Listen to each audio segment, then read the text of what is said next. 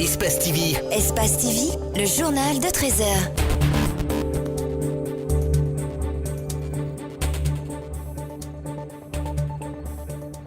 Il est 13h, merci de suivre Espace TV pour vous informer. Voici les titres de l'actualité. À l'occasion de cette fête de Noël, l'on enregistre déjà un cas de mort, des blessés et des dégâts matériels importants. Le bilan nous est dressé par la Direction centrale de la sécurité routière.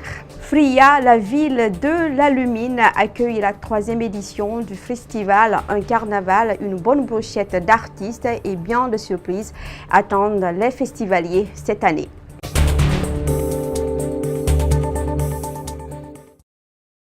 C'était tout pour les titres. Bienvenue dans cette édition d'information. À l'occasion de cette fête de Noël, l'on enregistre déjà un cas de mort, des blessés et des dégâts matériels importants. Le bilan nous est dressé par la Direction centrale de la sécurité routière.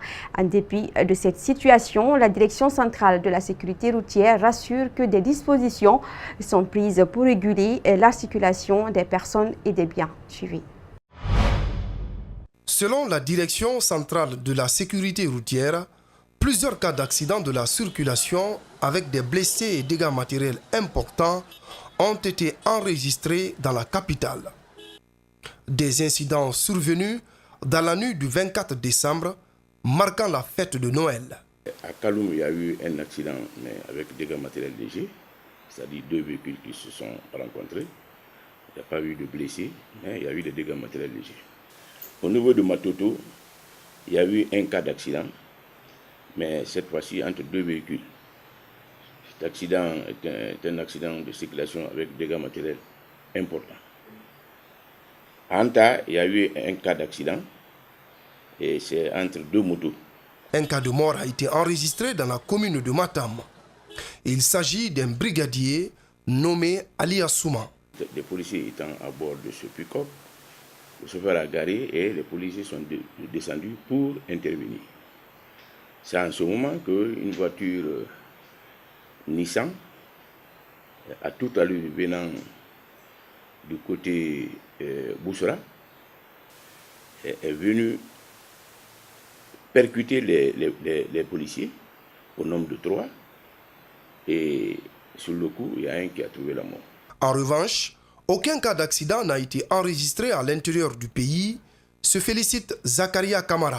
À l'intérieur du pays, j'ai été appelé par le commissaire, le chargé de la prévention routière de Mamou, celui de Kamsar, Kankan, beaucoup d'endroits et qu'il n'y a pas eu d'accident de circulation. La police déplore ces cas d'accident, souvent mortels, généralement causés par le non-respect du code de la route et l'excès de vitesse. Les dispositifs seront renforcés sur le terrain jusqu'à la fin des fêtes de fin d'année, rassure le directeur central de la sécurité routière. L'église protestante évangélique de Guinée a un nouveau temple. C'est un siège flambant neuf qui a été inauguré ce week-end à Koleya avec une capacité d'accueil de 800 places. Cette maison de Dieu fait peau neuve en pleine fête de Noël. Alceni Bari, Antoine Kourouma et Abdoulaye Kamara. Suivi. C'est une architecture gigantesque qui a coûté plus d'1,6 milliard de francs guinéens. Sa construction est l'œuvre des fidèles de l'église protestante évangélique, des partenaires étrangers et l'État. Pour cette prière inaugurale, la salle a refoulé du monde. Il faudrait que ce temple soit un temple considéré à sa juste valeur. Un temple destiné à Dieu lui-même et un temple destiné à la famille de Dieu. Un temple dans lequel il aura le pardon mutuel et un temple dans lequel la vie communautaire sera faite de telle sorte que le seul nom de Jésus soit glorifié. Avec 800 places assises, ce joyau permet aux fidèles de prier dans des conditions adéquates. Ils en sont fiers. Nous consacrons ce temple à Dieu et nous-mêmes, nous avons prévu de nous consacrer pour l'œuvre de Dieu. L'œuvre de Dieu, c'est son amour. Le Seigneur lui-même nous a montré son amour. Il nous a dit de nous aimer les uns les autres, d'aimer son prochain comme soi-même. Le révérend pasteur Joël Lama salue le courage et la patience de tous. Pour lui, la grâce revient à Dieu.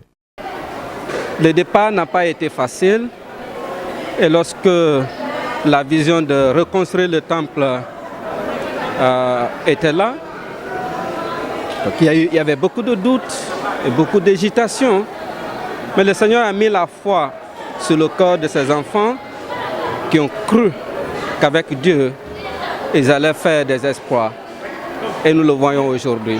Il a fallu 8 ans, 6 mois et 9 jours pour finaliser les travaux de cette église qui a une surface totale de 589,20 mètres carrés.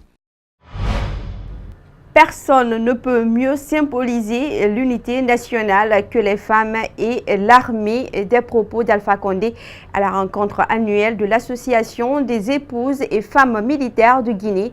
Ce lundi à Conakry, le président de la République à l'occasion s'est engagé à mettre en place dans les casernes des mutuelles financières des femmes africaines.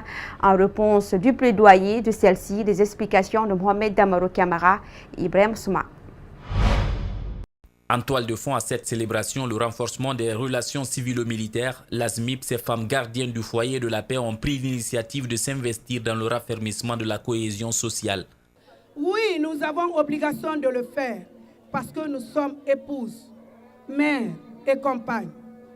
Nous devons veiller à chaque instant à ce que la politique de renforcement des relations civilo-militaires dans le continuum armée-nation initiés par le chef de l'État, se traduisent par des actes concrets afin de préserver la paix, consolidés par des actes que nous posons au quotidien les bases de notre développement. Cette mission de pacification, les femmes et l'armée la portent mieux à laisser entendre le président Alpha Condé, une initiative à encourager, a indiqué aussi le parrain de l'événement. Personne ne peut mieux symboliser l'unité nationale que les femmes des militaires. Il est extrêmement important donc que les femmes des militaires rapproche des militaires des populations. Car aujourd'hui, nous avons une armée républicaine. Le militaire et la femme jouent presque le même rôle. Cette initiative est à saluer. Les autres femmes d'autres corporations doivent emboîter le pas. À l'occasion, les femmes ont plaidé pour la mise en place des mutuelles financières des femmes africaines dans les casernes en vue de leur épanouissement. La requête a été aussitôt acceptée par le chef de l'État. La rentrée présidentielle, c'est pour les 24, 25 et 26 janvier prochains. En prélude à cet événement, la structure Alliance Futuriste, initiatrice du dit forum, était face aux journalistes ce lundi dans un réceptif, le hôtelier de la place. Il était question pour les responsables de la structure d'annoncer les couleurs de l'événement. La cérémonie d'annonce a été présidée par le ministre du Tourisme et de l'Hôtellerie, Mariam Fodé Camara. Ibrahim Camara compte rendu. Premier du Chara, le forum de la rentrée présidentielle sera un espace de concertation entre le président Alpha Condé et la jeunesse du pays, qui mettra l'accent sur les acquis de la gouvernance en cours. Ce forum s'adressera également à environ 10 000 jeunes et femmes venus de toutes les couches sociales autour d'une dynamique futuriste. Le forum de la rentrée présidentielle vient à point nommé et se veut un espace de rencontre et d'échange entre les jeunes et femmes de tous bords avec le président de la République pour porter haut les acquis de sa gouvernance et vulgariser sa vision futuriste. Il sera aussi l'espace d'expression des aspirations des jeunes et des femmes et de création du triangle de la réussite. Le ministre du Tourisme présent à cette cérémonie est largement revenu sur les acquis enregistrés dans son département. Mais s'il y a un domaine dans lequel on peut vérifier où le slogan du président de la République se vérifie, quand il disait que Guinée is back, c'est bien dans l'hôtellerie. De 2010 à 2018, on est passé de 300 chambres recommandables à 3000 sur toute l'étendue du territoire. Et nous avons d'autres hôtels qui sont à côté des hôtels. Donc on a toute la gamme du 5 étoiles jusqu'aux 2 étoiles ou ça marque. Donc c'est une avancée formidable. Le président de la commission d'organisation de ce forum invite par ailleurs les jeunes à rejoindre le forum pour porter haut les acquis de la gouvernance du régime Condé. Nous demandons aux autres jeunes, parce que ceci est un défi de la jeunesse guinéenne, de rejoindre pour que nous puissions aussi faire de la Guinée une destination prisée, comme d'autres pays qui sont devenus des exemples en Afrique